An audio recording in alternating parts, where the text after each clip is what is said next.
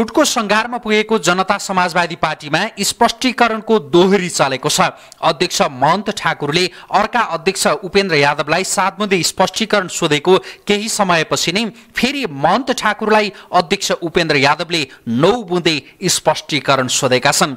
स्पष्टीकरण सोधासोध गर्ने यो क्रम सुरु भएसँगै अब जनता समाजवादी पार्टी फुट्ने पक्का भएको राजनीतिक विश्लेषकहरूले विश्लेषण गरिरहेका छन्। दुवै पक्षले एक अर्कालाई स्पष्टीकरण सोधे पनि हालसम्म कसैले पनि स्पष्टीकरणको जवाफ दिएका छैनन्। ठाकुरलाई सोधिएको स्पष्टीकरण पत्रमा कार्यालय सचिव प्रकाश अधिकारीको हस्ताक्षर रहेको छ भने उपेन्द्र यादवलाई सोधिएको स्पष्टीकरण पत्रमा अध्यक्ष महन्त ठाकुरको हस्ताक्षर रहेको छ।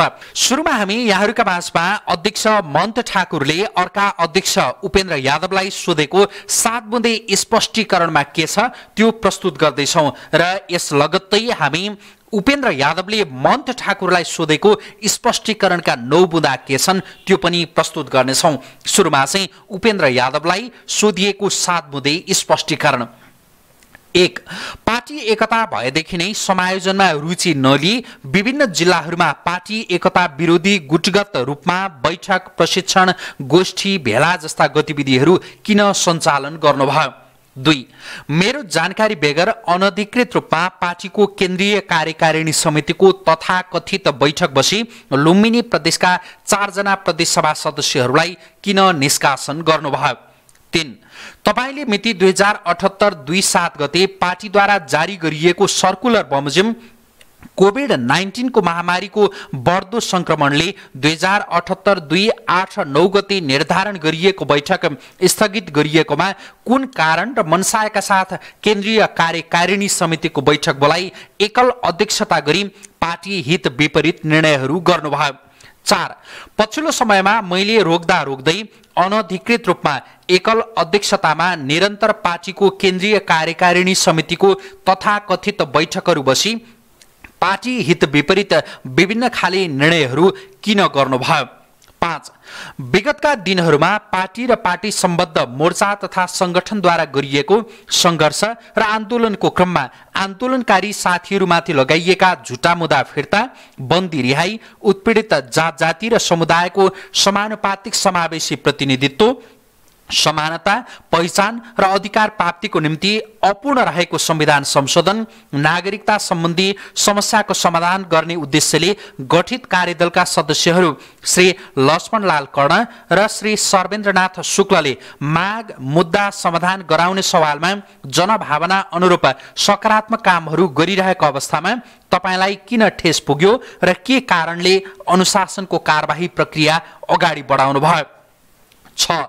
तपाईले मिति 2078 जेठ 6 गते संसदीय दलद्वारा गरिएको निर्णय बमोजिम संविधानको धारा 76(5) अनुसार प्रतिनिधि सभा सदस्य श्री केपी शर्मा ओलीलाई समर्थन गर्नुपर्नेमा त्यसको विपरीत विपक्षी गठबन्धनका उम्मेद्वार श्री शेरबहादुर देउवालाई प्रधानमन्त्री बनाउने प्रस्तावमा मिति 2078 जेठ 7 गते किन र कुन कारणले हस्ताक्षर गर्नुभयो?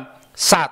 तपाईले सर्वोच्च अदालतमा पार्टीको निर्णय बेगर विपक्षी गठबन्धनको रिटमा किन हस्ताक्षर गर्नुभयो?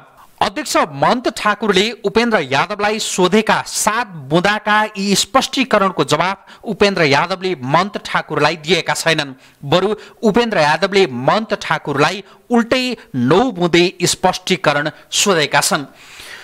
उपेन्द्र यादवले महन्त ठाकुरलाई सोधेको स्पष्टीकरण यस्तो रहेको छ।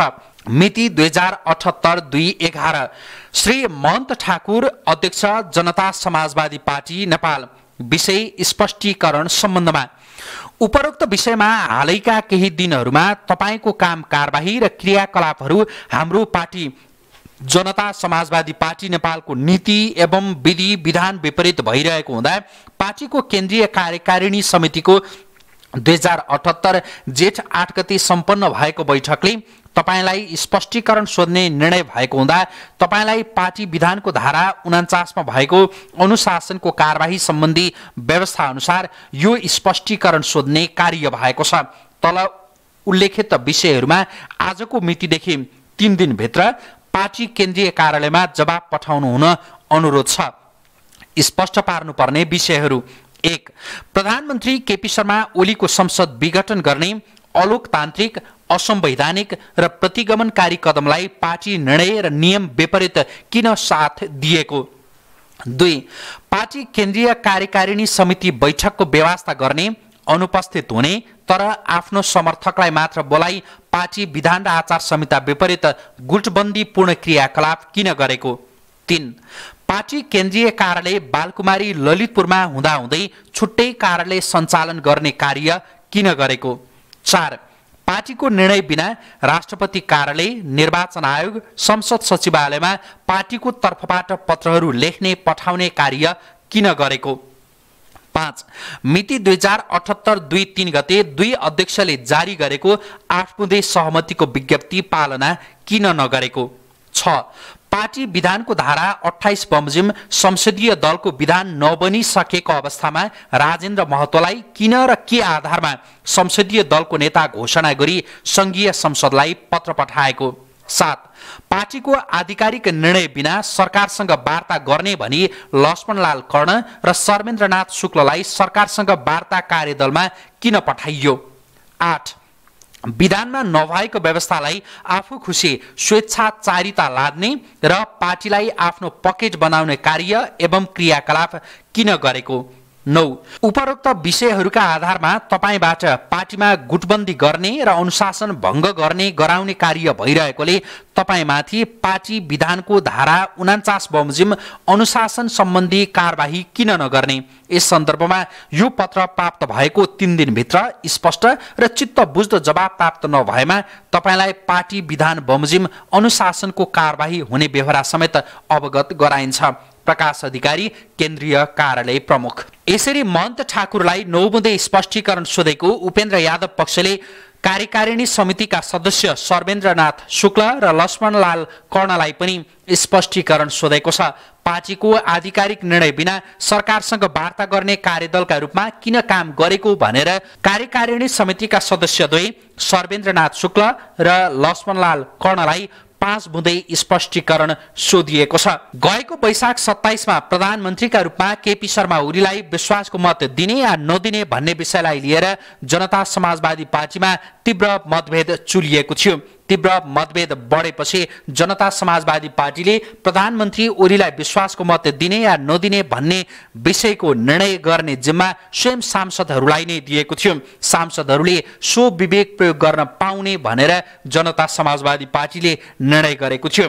त्यसपछि उपेन्द्र यादव पक्षले प्रधानमन्त्री केपी शर्मा ओलीलाई संसदमा विश्वासको मत दिएको थिएन भने अर्का अध्यक्ष महन्त ठाकुर पक्ष प्रधानमन्त्री ओलीलाई विश्वासको मत दिने या नदिने भन्ने सन्दर्भमा तटस्थ बसेको थियो।